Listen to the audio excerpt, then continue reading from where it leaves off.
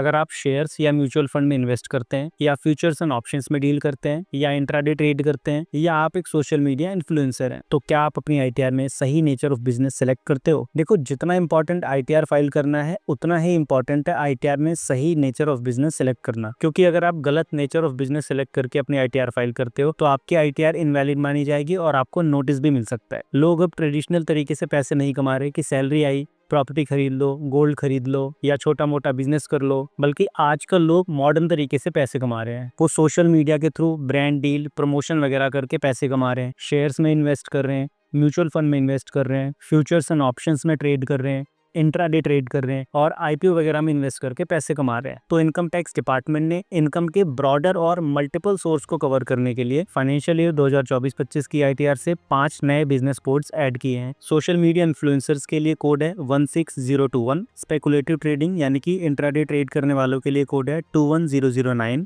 Futures and options में trade करने वालों के लिए कोड है 21010, शेयर्स या म्यूचुअल फंड में इन्वेस्ट करने वालों के लिए कोड है 21011, कमीशन एजेंट के लिए कोड है 09029।